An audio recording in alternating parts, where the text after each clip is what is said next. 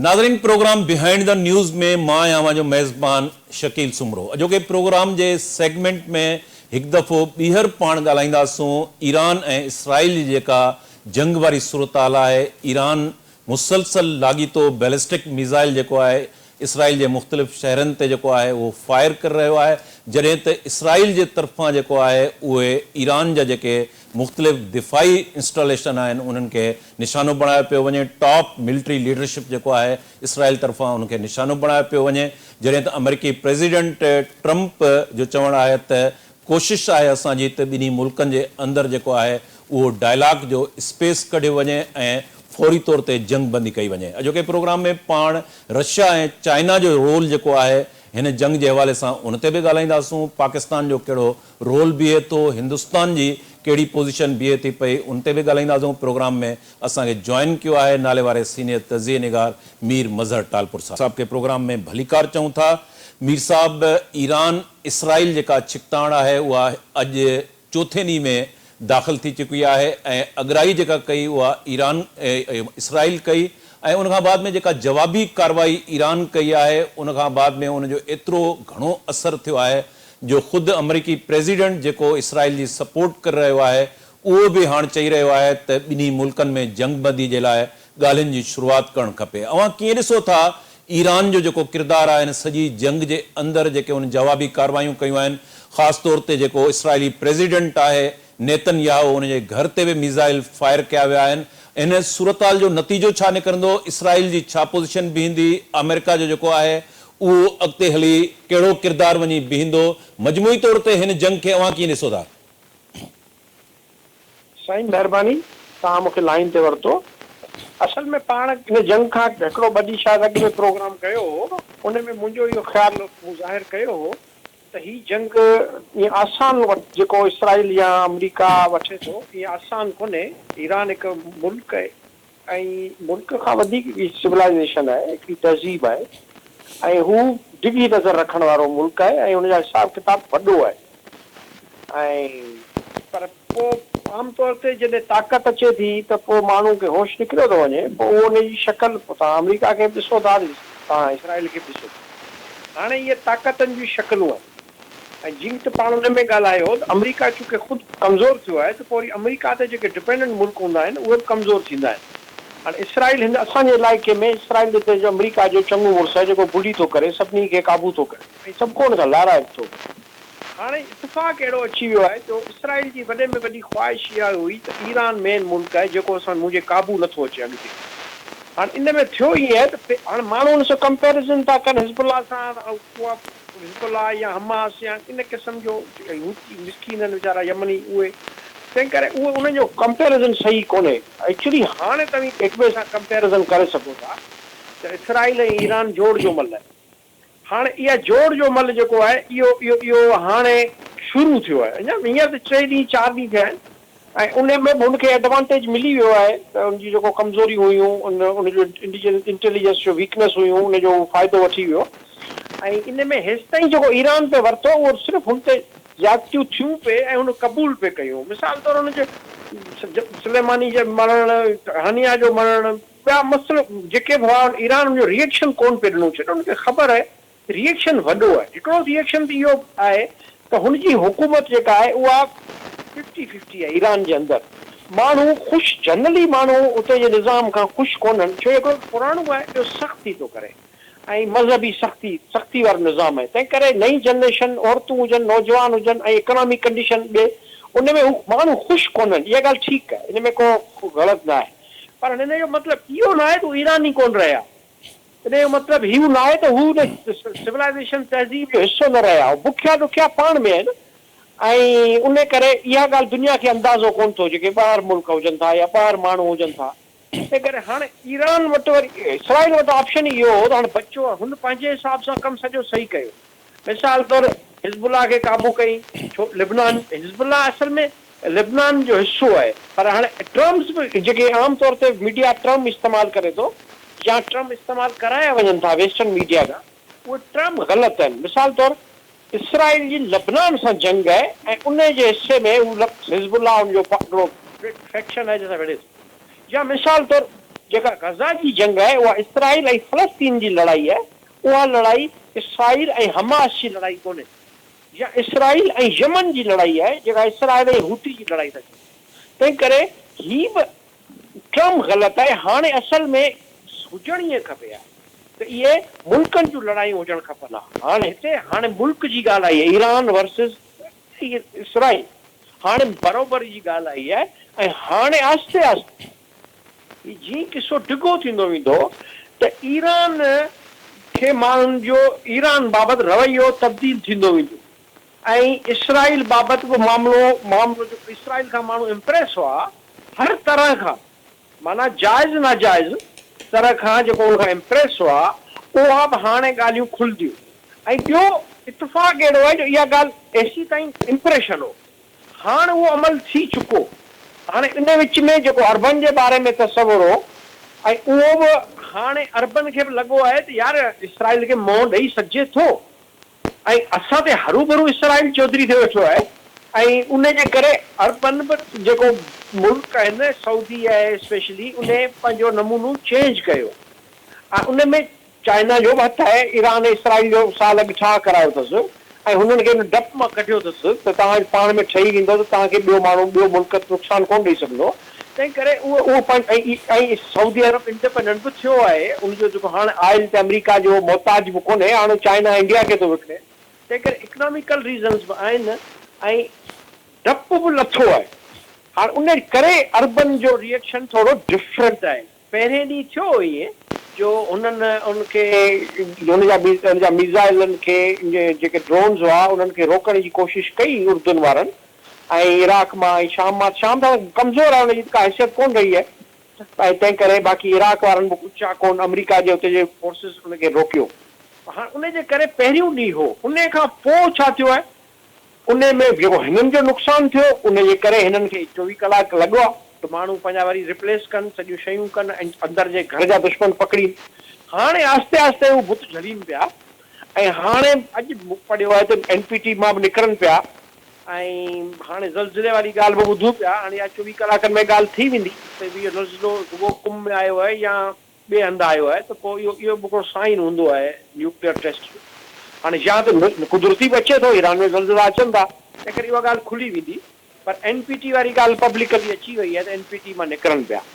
असल में IAEA उन्हनि सां ज़्यादती कई, मुआदे मां निकितो अमेरिका ऐं यूरोप, ऐं ॾोह वरी हुनखे IAEA हींअर जेको हफ़्तो अॻु में ॾिनो उहो वरी ईरान खे ॾोह ॾिनो त हुन पंहिंजी ईरान जी रिचमेंट वधीक कई, ऐं उहा हुन मुआदे जे तहत कंदो आयो हो त भई हाणे भञकड़ी थी आहे त पोइ आस्ते आस्ते पंहिंजो वधां थो।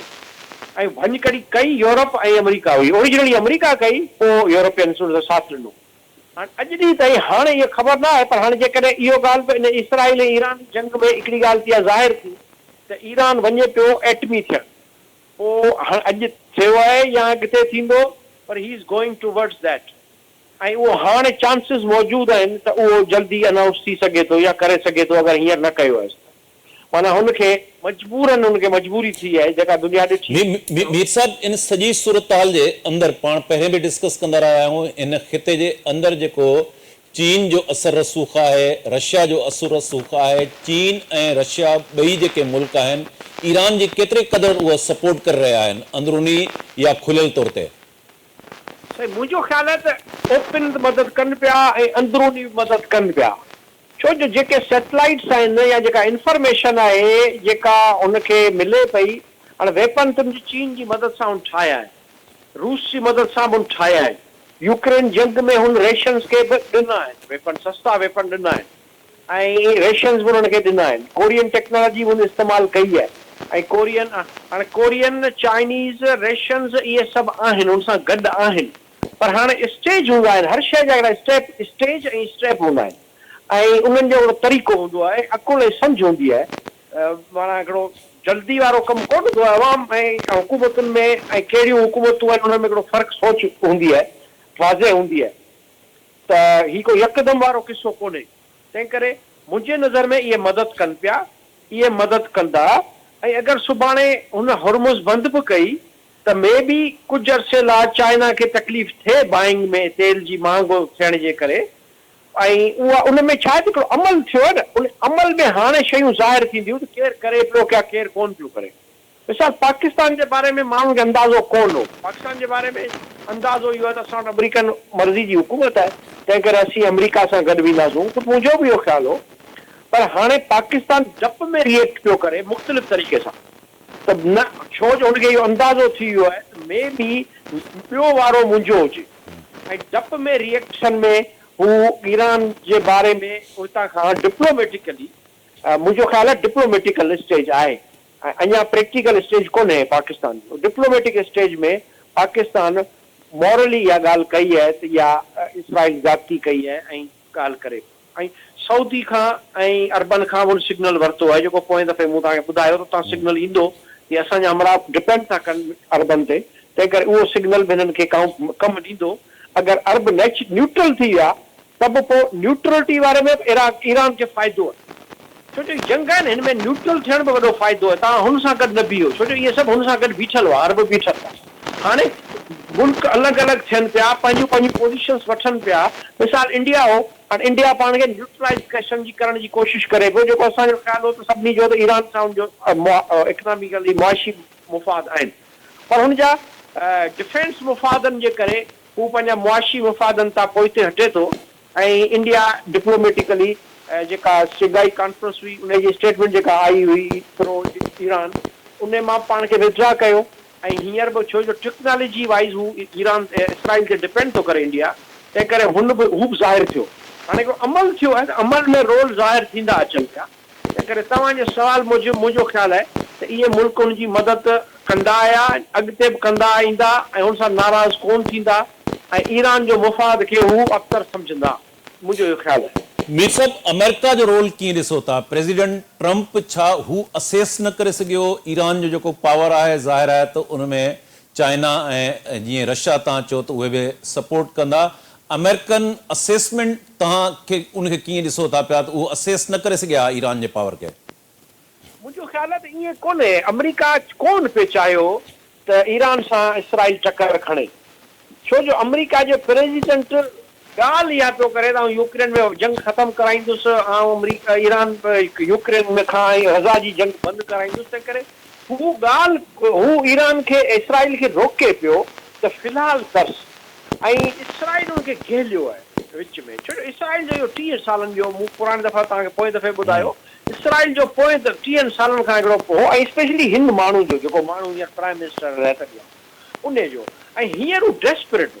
हिकिड़ो ॾींहुं अॻु में पोएं प्रोग्राम में मूं तव्हांखे उन ॾींहुं ॾेखारियो जॾहिं कैनेसिट जो वोट हो, सिंगल वोट ते उहो आयो, ऐं उन्हनि तंहिं करे चवंदो त हू डेस्परेट हो ऐं हुन मूव कयो, ऐं हाणे हुनजी हर वक़्तु कोशिशि आहे इसराइल जी त अमरीका खे ड्रैग करे, ऐं अमरीका बचणु चाहे पियो, ऐं हींअर ईरान में जेको मूं ॾिठो आहे त वाइज़ली प्ले करे पियो, माना जज़्बाती कोन पियो थिए, स्ट्रेटेजिकली प्ले करे पियो।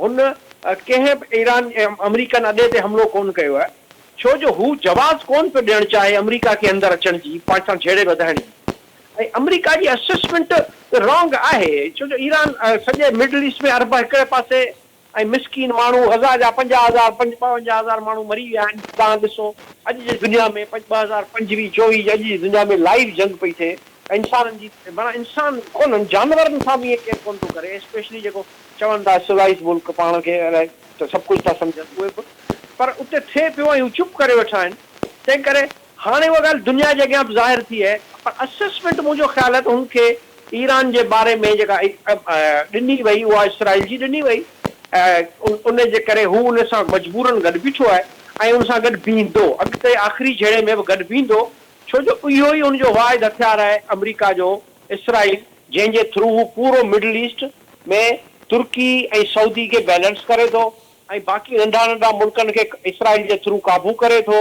हिकिड़ो ई ईरान हो जेको मुखालिफ़ हो ऐं उन पंहिंजा मस अलाइज़ पैदा कया आहिनि ऐं उहे अलाइज़ जा पका आहिनि, ऐं हीउ ॿियो जहिड़ो आहे त जंहिंमें ब्रिक जेका आहे उहा बि उन खे बि धकु लॻाइण जी अमरीका जी हिकिड़ी कोशिशि आहे त जेकॾहिं ईरान जो ब्रिक जा जेके वॾा मुल्क आहिनि चीन ऐं रूस, इहे अगरि ईरान जी मदद नथा कनि, एक्सपोज थींदा ऐं ईरान कमज़ोर थींदो त पोइ ब्रिक टुटंदी, छो जो हुनजो ब्रिक बि हिकिड़ो टारगेट आहे अमरीका जो, तंहिं करे हुन पाण खे बि टेस्ट में विधो आहे।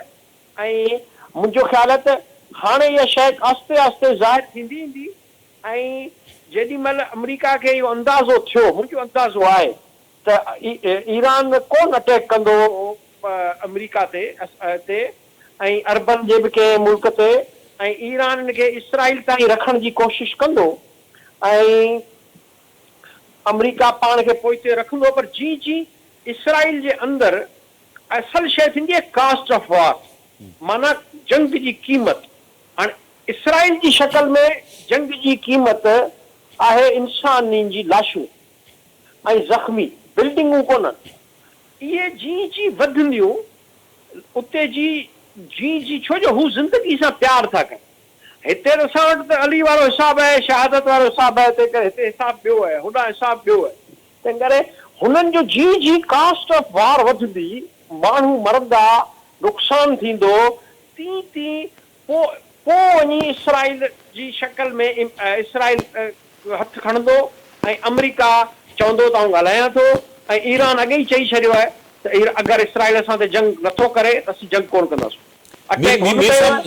Last question cost of war जी तव्हां ॻाल्हि कई ऐं ज़ाहिर आहे त ईरान जी जेका मिज़ाइलनि जी वेव आहे उहो लाॻीतो जारी आहे ऐं उतां जो जेको आम पब्लिक आहे उहो बि तमामु घणो हिट थियो आहे। अहम जेके हुन जा डिफेंस जेका इंस्टॉलेशन आहे उहा बि टारगेट थी आहे। त इन जो नतीजो अल्टीमेटली छा निकिरंदो? छा इंटरनल को जेको हुते पॉलिटिकल क्राइसिस आहे नेतन्याहू जे ख़िलाफ़, अॻु में ई हुते अपोजिशन तमामु घणी स्ट्रांग आहे, अंदरि का इंटरनल चेंज अची सघे थी हुते इसराइल जे अंदरि? इंटरनल चेंज त ॿिन्ही मुल्कनि में अचणियूं आहिनि, जेको घणो अरसो न रही सघंदियूं, छो जो उते ही ॿई हुकूमतूं ईंदियूं, केॾी महिल थियूं वञनि इहा मूंखे ख़बर न आहे, पर रिजीम चेंज इसराइल में बि थींदी, ईरान में बि थींदी। पर बाक़ी इहो जेको सम्झो वञे थो न त हुनजो नुक़सानु घणो थियो आहे, इहो प्रोपेगेंडा घणो आहे वेस्टर्न मीडिया जो। ऐं हुन पंहिंजा मिज़ाइल जेकॾहिं हू नुक़सानु थियो त पोइ हू कीअं पियो नुक़सानु ॾिए, पंहिंजा मिज़ाइल कीअं बचाए वियो। तंहिं करे हुनजी ऐं छो जो ज़मीनी जंग जो त मामिलो कोन्हे, टैंकूं त कोन थियूं खपनि, एयर जंग थिए पई, ग्राउंड ते त को पासे जो मुल्क बि हाणे कोन्हे जेको ईरान अमेरिका सां गॾु बीहे, जीअं पोइ दफ़े इराक वारो बीठो या ॿिया अरब मुल्क बीठा हुआ। तंहिं करे रिजीम चेंज, मूं तव्हांखे चयो न, आस्ते आस्ते लाशूं जेॾी महिल इसराइल में किरियूं त इसराइल में हींअर कल्ह खां मां ॿुधां पियो त कुझु माण्हू ॻाल्हि कनि पिया, पर उहो थोरा आहिनि। हाणे जीअं जीअं नुक़सानु वधंदो ऐं जीअं जीअं इहो इम्प्रेशन घटिबो जेको इसराइल पियो पंहिंजे माण्हुनि खे कूड़ो इम्प्रेशन ॾिए त तव्हीं सिक्योर आहियो, ऐं माण्हुनि खे अहसासु थींदो वेंदो त असीं सिक्योर कोन आहियूं, गज़ा वारे हिसाब सां, फ़लस्तीन वारे हिसाब सां सिक्योर कोन आहियूं, ऐं असीं ईरान वारे मामले में सिक्योर कोन आहियूं। त पोइ आस्ते आस्ते तव्हां ॾिसंदो त उतां मूवमेंट ईरान में इसराइल में वधी सघे थी। ऐं उते पहिरीं चांस मूंखे लॻे थो त इन जो शक्ल पहिरीं नज़र इहा ईंदी त जीअं जीअं तव्हांखे इसराइल में डेड बॉडीज़ वधीक थींदियूं, नुक़सानु वधीक थींदो, तीअं तीअं तव्हांखे ॻाल्हियुनि जे पासे अमेरिका वधीक ज़ोर ॾींदो। ऐं ईरान ऑलरेडी रेडी आहे, पंहिंजो नुक़सानु घटि में घटि करणु चाहे थो, ॻाल्हि हू सम्झी वियो। ऐं ॿियो हुनखे जेको ईरान एटमी थियण वारो बहानो उहो बि हुनखे मिली वियो आहे। त हाणे जेको अॻिते आहे उहो ईरान भले हुकूमत कंहिंजी बि हुजे, केर बि हुजनि, पर ज़ाहिर आहे मूंखे इहो कोन थो लॻे पहलवी वरी ईंदो, जेको रज़ा शाह जो पुटु आहे उहो वरी ईंदो। तंहिं करे छो जो हींअर इसराइल जी ख़्वाहिश आहे त उहो अचे, उहो हाणे चांस कोन्हे मुमकिन, छो जो ईरान जी नेशनलिटी डिमांड कोन कंदी, हुकूमत पार्टियुनि खां किसो चढ़ी वियो आहे। तंहिं करे मूंखे लॻे थो त पहिरियों किसो इसराइल में थींदो, पोइ ईरान में थींदो, रिजीम चेंज ॿिन्ही में थियणी आहे। महिरबानी मीर मज़हर टालपुर साहब। नाज़रीन, हिते नंढे कमर्शियल ब्रेक जो वक़्तु थियो आहे, ब्रेक खां वापसी ते प्रोग्राम खे कंटिन्यू कयूं था।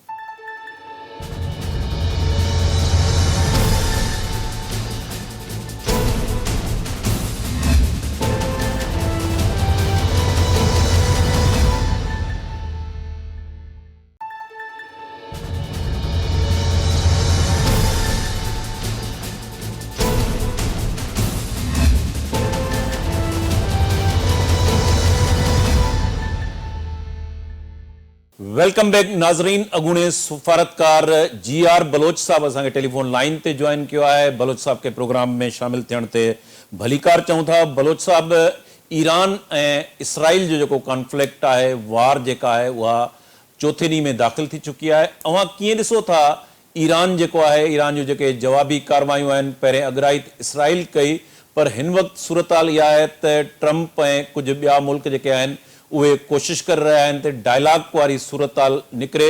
अव्हां कीअं ॾिसो था हिन जंग जो जेको नतीजो आहे उहो कहिड़े पासे कहिड़े रुख़ सां अॻिते वधी रहियो आहे? जी महिरबानी।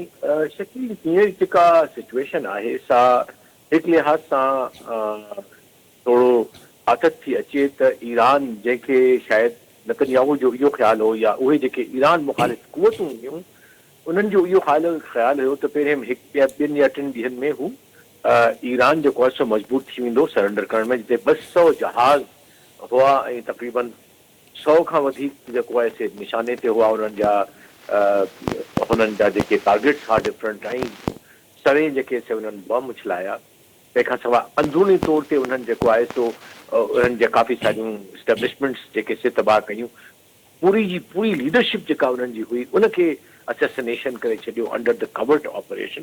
लेकिन शाबाश आहे हिननि खे ऐं शुक्र ख़ुदा जो करणु घुरिजे, छाकाणि मुस्लमान मुल्क आहे, असांजो पाड़ेसी मुल्क आहे, त हू पंहिंजे हिमत सां बीठो आहे, कन्फ्रंट करे पियो थो ऐं डिटरमिंड आहे पंहिंजी आज़ादी खे, पंहिंजे टेरिटोरियल इंटेग्रिटी खे ऐं पंहिंजी पहचान खे ऐं पंहिंजी आइडेंटिटी खे जेको आहे सो बरक़रार रखंदो।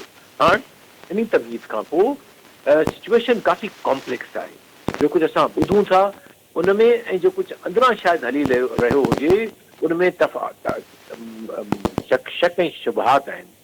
त इन लिहाज़ सां ॿ क़िस्म जा सिनारियो बणजनि था, हिकिड़ो वर्स्ट केस सिनारियो ऐं ॿियो आहे बेस्ट केस सिनारियो। सो वर्स्ट केस सिनारियो पहिरीं असां चयूं त हुन में चाहे त इहे सभु जेके ॻाल्हियूं आहिनि ज़ुबानी कलामी आहिनि, हिकु लिहाज़ सां हिनखे इज़राइल खे या नेतन्याहू खे टाइम ॾियणो आहे त हू मुकमिल तरह सां हुनजो इंफ्रास्ट्रक्चर तबाह कनि। अॼु बि हींअर ख़बर आहे त अलकुद्स जेको हुननि जी आहे फ़ौज उन ते हमिलो कयो आहे इज़राइल, हुनजो हुन ऐलान बि कयो आहे। त आहिस्ता आहिस्ता हू काफ़ी जेके वाइटल स्ट्रेटेजिक इंस्टॉलेशन आहिनि, फोर्सिस आहिनि, उनखे तबाह थो करे। पोइ ईअं कॾहिं त न थिए जो वरी पोइ इज़राइल जेको आहे सो को फॉल्स फ्लैग ऑपरेशन कराए को, छो जो अमेरिकन थी छॾियो आहे त जेकॾहिं असांजा माण्हू हुआ या असांजो को नुक़सानु थियो त असां ज़रूरु जंग में अची वेंदासीं। त अहिड़ो को फॉल्स जेको मूंखे सभ खां वॾो ख़तरो हींअर इहो आहे त मोसाद या इज़राइल जा के दोस्त असांजे जेके पाड़े में वेठा आहिनि उहो बि कराए सघनि था, उनजे थ्रू बि हू कराए सघनि था। थोरो फॉल्स फ्लैग ऑपरेशन कराए बहानो बनाए इन्हनि खे सकिन कनि या उन्हनि खे विच में विछड़ाइनि हिनखे US खे या ब्रिटेन खे, त उहो हिकिड़ो ख़तरनाक सूरत हाल थी सघे थी।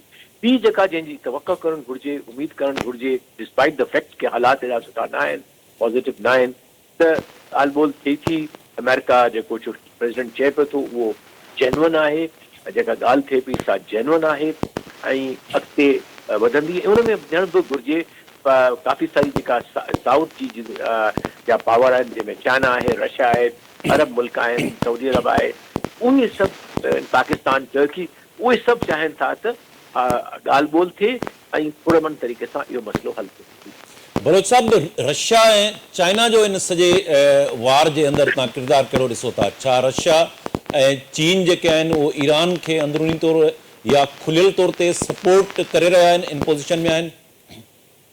न, ज़रूरु सपोर्ट त कनि था, डिप्लोमेटिकली पॉलिटिकली कनि था। हुननि सां बि तालुकात आहिनि इज़राइल सां।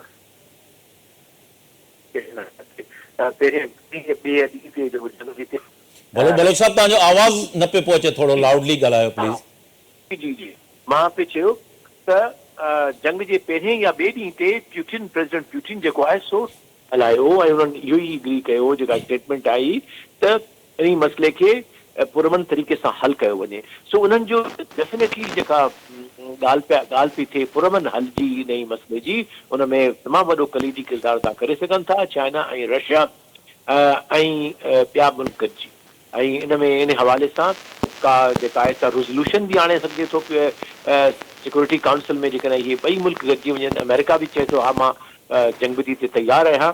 त मूंखे इहा मुंहिंजी तवक़ा इहा आहे, मुंहिंजो सजेशन बि इहो आहे हुकूमत खे त फौरन खां पहिरियां हिकिड़ो इन में जेको आहे सो हिन में आणनि, हिकिड़ो रेज़ोल्यूशन आणनि UN सिक्योरिटी काउंसिल में, त जंहिंमें डिमांड कई वञे फौरन जेका आहे सा जंगबंदी थिए ऐं जेको न्यूक्लियर मसइलो आहे उहो पुरअमन तरीक़े सां ॻाल्हि ॿोल सां हल कयो।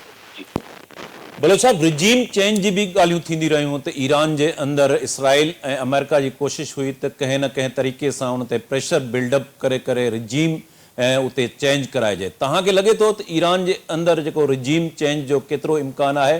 ऐं ॿियो ख़ुदि जेको ईरान अटैक करे थो इसराइल जे अंदरि, नेतनयाहू जी पोज़ीशन जेका आहे उहो उनखे को अंदरि टफ टाइम मिली सघे थो, उते का इंटरनल चेंज अची सघे थी? वेरी इंटरेस्टिंग त हिन जंग जी जेका डायनामिक्स आहे उनजो इंटरनल हालात ते छा असर आहे। हाणे जेसिताईं ईरान आहे उहे सॼी क़ौम जेका आहे सा पंहिंजे लीडर्स सां बीठी आहे, पंहिंजी जेको उनजी लीडरशिप आहे उनजे पोयां बीठो, स्पिरिचुअल लीडर जे पोयां बीठा आहिनि, जेका पार्टी आहे उनजे पोयां बीठा आहिनि। ऐं जेकर डिविजन्स हुयूं बि विदिन ईरान त उहे हींअर नज़र कोन पियूं अचनि। सो मां सम्झां थो त हिननि खे जॾहिं त हिफ़ाज़त जी ॻाल्हि आहे, जॾहिं त मुल्क में इस्लामदी जी ॻाल्हि आहे, त मूंखे इहा ई तवका आहे, इहो ई ॾेखारियो आहे ईरान जे माण्हुनि त हू पंहिंजे मुल्क सां, पंहिंजे मुल्क जे हुक्मरान सां गॾु बीठा आहिनि। ऐं मां कोन थो सम्झां त अहिड़ी जेका आहे सोरिश अंदरां थी सघे थी जेका हिननि खे टॉपल करे। हा, ॿाहिरां आणनि जीअं हिननि लीबिया में कयो, जीअं हुननि इराक में कयो, उनखे माण्हू चई कुझु कोन थो सघे। लेकिन अंदरूनी तौर ते मुंहिंजे ख़्याल आहे जेका हुकूमत आहे हिन वक़्तु तेहरान में, हुनजो अवाम सां बि राब्तो आहे, अवाम सां सुठा तालुकात आहिनि, अवाम हिननि खे सपोर्ट बि करे थी। जे उनजे बरक्स नतनयाहू पॉलिटिकली ऑलरेडी अकेलो आहे, छाकाणि जेकी हिंदी माइनॉरिटी आहे जेका असां पार्टी हुकूमत आहे, जंहिंमें तमामु उन्हनि जेतिरा बि डाई हार्ड हुआ हिकु हिकु सीट रखण वारा, उन्हनि गॾु करे हुकूमत ठाही आहे। सो जेको मेन स्ट्रीम आहे उहो सवाल पिया पुछनि त हीअ हर जंग कॾहिं बंदि थींदी। हाणे चइनि ॾींहंनि खां वठी हू पंहिंजे सुता कोन्हनि, के स्कूल कोन विया आहिनि, एयरपोर्ट बंदि आहे, ऑफिस बंदि आहिनि, बिजली कान्हे का कुझु इलाइक़नि जे अंदरि। हुननि जो जेको आहे सो एयरपोर्ट जेको आहे सो बंदि आहे, जेको हुननि जो बंदरगाह आहे उहो बंदि आहे। सो अंदरां डेफिनेटली इज़राइल मां जेको आहे सो रिज़नमेंट वधी सघे थी, हिन ते प्रेशर अची सघे थो भई तूं नेगोशिएशन सां ॻाल्हाए ऐं जंग खे छॾे। जी, इट इज़ पॉसिबल। बलोच साहब, पाकिस्तान जे रोल खे कीअं ॾिसो था? छाकाणि त वफ़ाक़ी वज़ीर ख्वाजा आसिफ़ ऐं कुझु ॿियनि फेडरल मिनिस्टर्स जो इहो चवणु आहे त जेकॾहिं ईरान ते जेको आहे उहो अमेरिका या इसराइल जेको आहे डोमिनेंट थी वञनि था, त पोइ ईंदड़ जेको वारो आहे उहो पाकिस्तान जो बि अची सघे थो। इन करे पाकिस्तान इसराइल जी जेका आहे इन जेके कारवायूं आहिनि उनजी सख़्तु मज़म्मत कई आहे। पाकिस्तान जो रोल कीअं ॾिसो था? ॾिसो, असां जेकर इज़राइल जी मज़म्मत कई आहे त उहा हिते उसूलनि ते कई आहे। इज़राइल जो असांखे ख़ौफ़ न आहे, इन करे ख़ौफ़ न आहे त परे आहियूं, नंबर 1। नंबर 2, ऐं Pakistan is not any other country. माशाअल्लाह ईरान वारनि मुक़ाबिलो कयो आहे, हुनखे हुन जेको आहे सो सीरिया खे, लेबनान खे या इन्हनि में हिननि कमु कयो आहे। लेकिन पाकिस्तान ॾाढो मज़बूत मुल्क आहे ऐं आई डोंट थिंक असांजी का टेरिटोरियल जेका असां हिन सां को झगड़ो आहे। असांजो झगड़ो उसूली इहो आहे त भई जेके पैलेस्टीनियन आहिनि उन्हनि खे पंहिंजो हक़ ॾिनो वञे। सो मां कोन सम्झां अहिड़ो को सिनारियो आहे। इहा ॻाल्हि मूंखे कोन थी सम्झ में अचे छो चवणु घुरिजे, छो करणु घुरिजे असांखे, छाकाणि जो असांखे को थ्रेट पुराणी हिकिड़ी ज़रूरु अहिड़ियूं स्टेटमेंट्स हुयूं कुझु इज़राइली लीडर्स जूं, लेकिन उहा तमामु घणियूं पुराणियूं आहिनि। उन्हनि खे दुबारा वर्जाए इन तरफ़ जेको आहे सो न वठी वञणु घुरिजे, छाकाणि असांजा पंहिंजा दुश्मनी घणा आहिनि पंहिंजे मुल्क में। न, मां कोन थो सम्झां अहिड़ो को ख़तरो असांखे आहे। लेकिन जेसिताईं तालुक़ु आहे, असांजी पूरी जेका सपोर्ट आहे ईरानी भावनि सां, उहा मुकमिल आहे, सॉलिड आहे। पूरी क़ौम हुन सां गॾु बीठी आहे, फ़ौज बीठी आहे, हुकूमत बीठी आहे।